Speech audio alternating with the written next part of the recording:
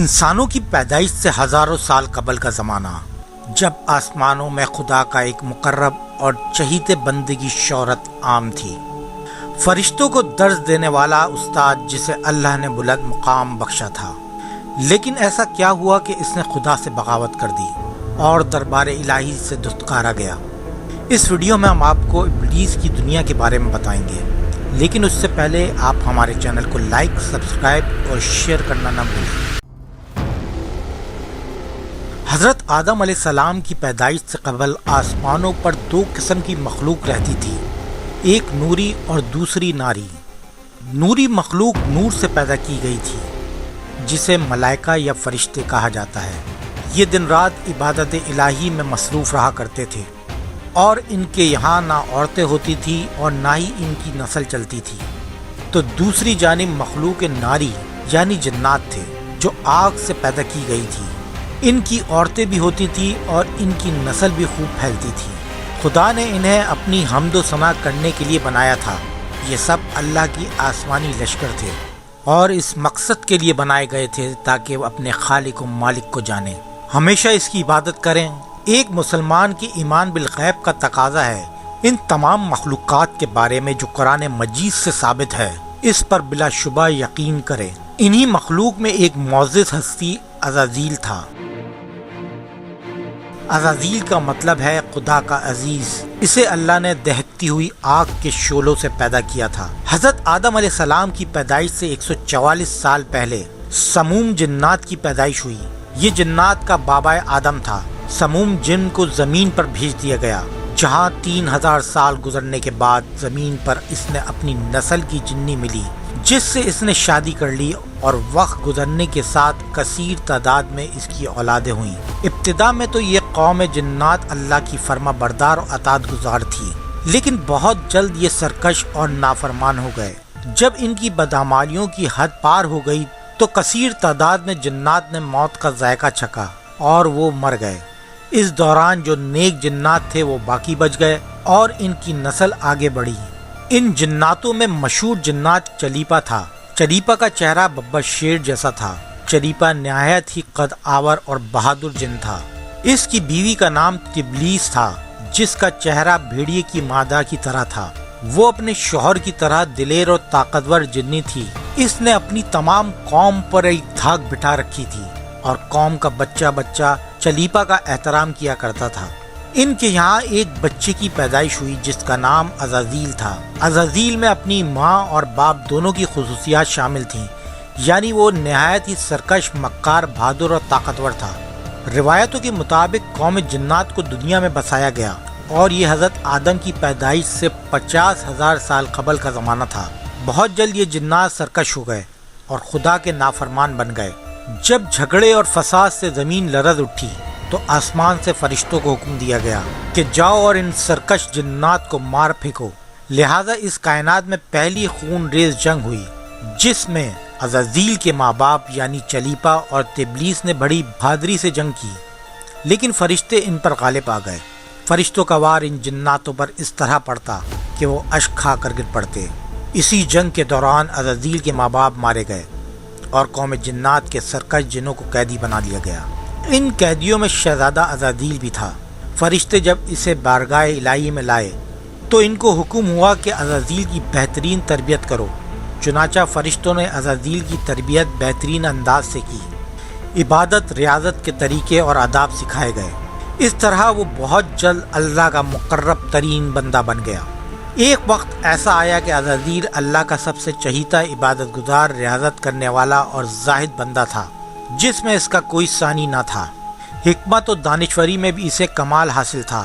عزازیل اپنی عبادت و ریاضت کی وجہ سے اس درجے پر پہنچ چکا تھا کہ اسے فرشتوں کا معلم مقرر کر دیا گیا، اور آسمان والے اسے عابد کہہ کر پکارنے لگے۔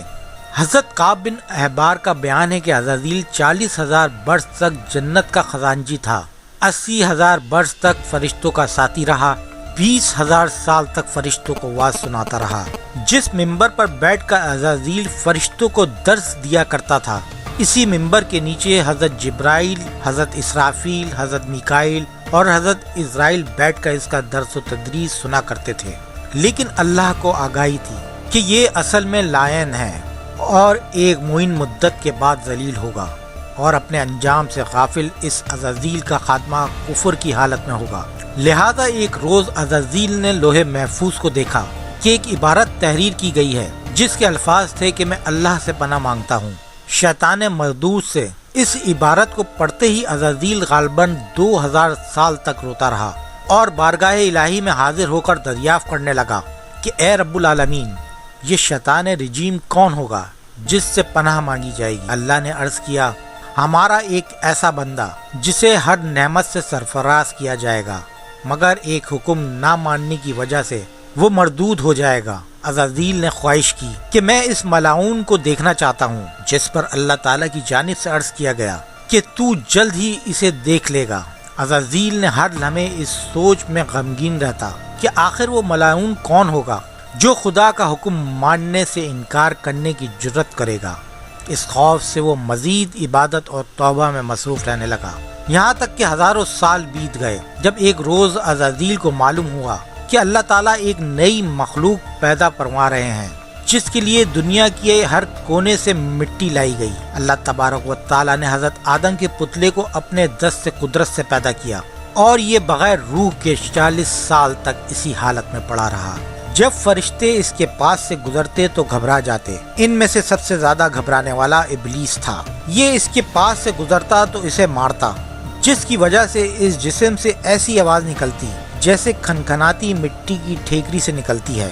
اور وہ پھر دن بھی آ گیا جب رب العالمین نے فرشتوں سے فرمایا کہ میں زمین پر اپنا ایک نائب بنانے لگا ہوں اور وہ زمین پر میرے احکام کو نافذ کرے گا۔ فرشتوں نے عرض کیا، اے پاک پروردگار، یہ زمین پر فساد برپا کریں گے اور یہ آپس میں خون ریزی کریں گے، جبکہ ہم تو دن رات تیری تسبیح کرتے رہتے ہیں اور تیری پاکی بیان کرتے ہیں۔ اللہ نے فرمایا، جو کچھ میں جانتا ہوں وہ تم نہیں جانتے۔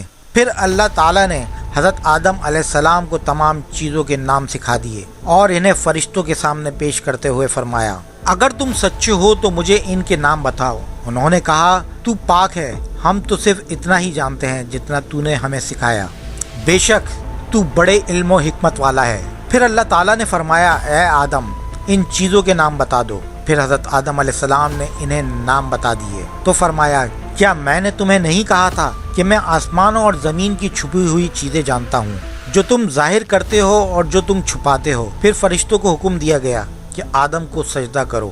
فرشتوں نے سجدہ کیا مگر عزازیل نے سجدے سے انکار کر دیا۔ اللہ تعالیٰ نے فرمایا، تجھے سجدہ کرنے سے کس چیز نے منع کیا جبکہ میں نے تجھے حکم دیا؟ وہ کہنے لگا، میں اس سے بہتر ہوں کہ تو نے مجھے آگ سے بنایا اور اسے مٹی سے۔ میں ایسا نہیں کہ اس انسان کو سجدہ کروں جسے تو نے سڑے ہوئے کھنکھناتے گارے سے پیدا کیا۔ اللہ تعالیٰ نے فرمایا، اب تو یہاں سے نکل جا کیونکہ تو مردود ہو چکا ہے اور قیامت تک تجھ پر میری پھٹکار ہے۔ عزازیل نے کہا، اے میرے رب، مجھے روز محشر تک کی مہلت دے دے۔ فرمایا، جا، میں نے تجھے معین وقت کے دن تک کی مہلت دے دی۔